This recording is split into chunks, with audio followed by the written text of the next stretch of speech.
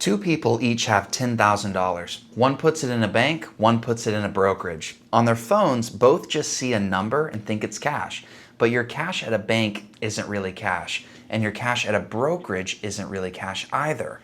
And this is a really important concept that can help protect you and make you money. Hi, I'm Cam, a financial advisor representative at Plan and Act, and this video is for educational purposes only. I do not have a client-advisor relationship with you. But I want the world to know that when they put money in a bank, they are lending it to the bank. Legally, in a sense, it becomes the bank's money and you're basically a lender that they owe. They then turn around, loan it and invest it, and then they pay you a sliver without educating you on what they're doing, but they get to pocket the difference. This is my understanding of a standard checking account or savings account with a bank. A brokerage or custodian cuts out the middleman, which is a bank, and instead of borrowing your money and profiting off of your money while paying you a sliver, the brokerage actually holds your money for you in your name like a custodian. You're the owner, the money can sit earning a market yield or get invested. It's your call. So either you're lending your money to a bank or you can custody your money at a brokerage. Hold this thought because it explains all four of the accounts people typically use that I'll cover in this video. The checking account is the account your paycheck lands in. Its entire job is movement. This is thought of as the most liquid money you own, but watch to the end of this video to see why that might be a huge misconception. You've got instant access for spending, and the downside is that often at big banks, these accounts pay you around 0.01% or something similar. It's basically nothing, and you want to be careful about saving money in a checking account because prices climb every year. That's inflation.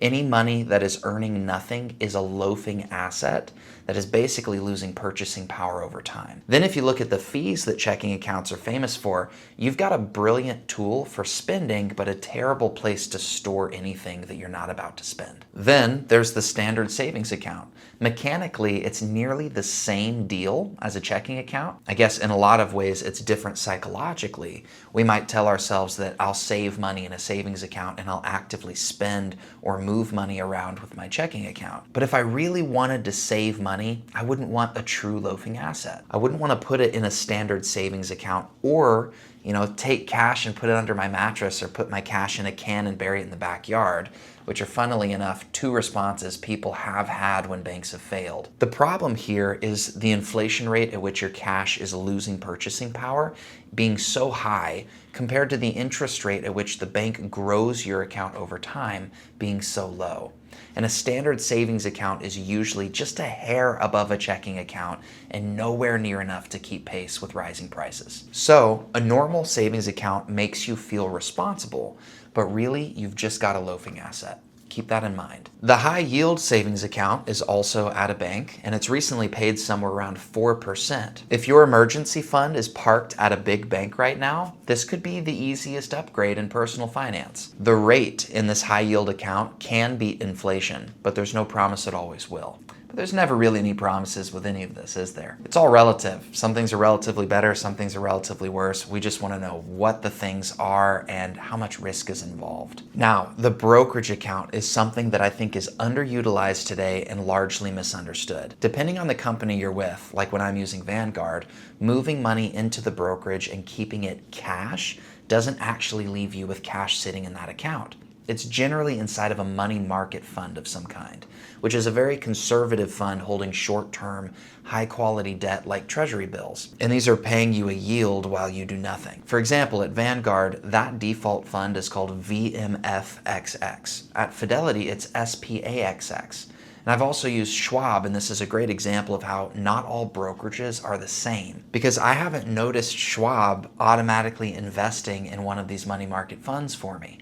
I've actually noticed that Schwab is a custodian that has a true cash position. So that's important for me to look out for because I'm not a fan of having a loafing asset. And if I could, ideally, I would have every one of my dollars earning some percentage of interest up until the moment that I buy something with it. Whether that's another investment I'm buying or an ice cream cone. These money market funds are the closest thing that I've seen to that ideal. In fact, Fidelity has a debit card I've been reading about that you can get for their brokerage account. And if you use that debit card to buy something or to pay down a credit card that bought something, then Fidelity has this unique thing going with this account where they use the magic of modern technology to liquidate just enough of their money market fund for you to use that debit card. And I think that's brilliant. Though it's important to know that you will be paying ordinary income tax on any of the earnings of that money market fund that's being sold for you to use that debit card. The pros of a brokerage account are real, and even more so depending on the custodian you're with. The yield of those money market funds is competitive with high yield savings accounts,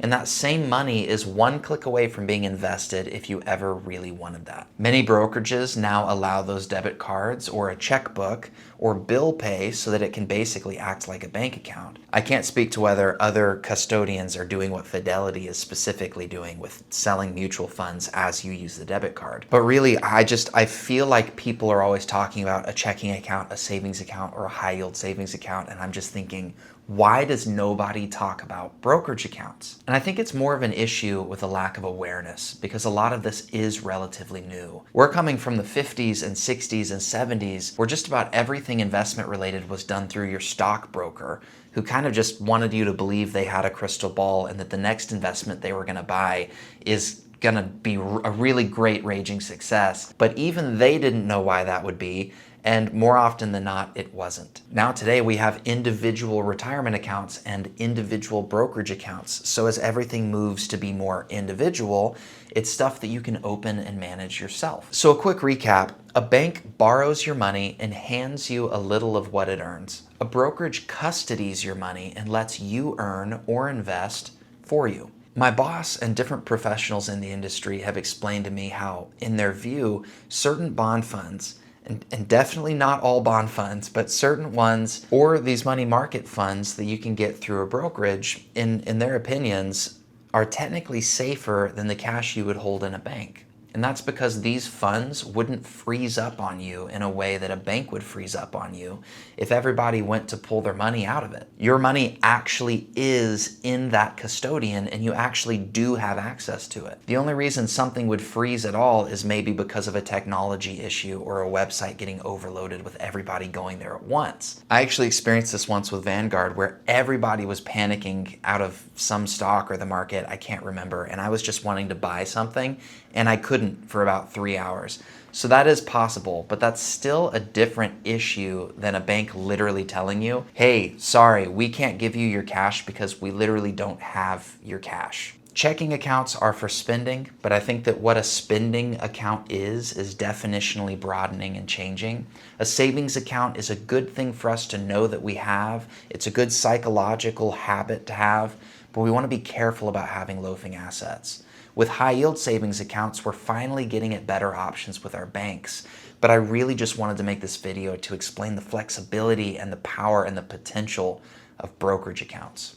And I appreciate you for making it all the way to the end with me. Subscribe for more financial videos or productivity tips, and I'll see you again next week.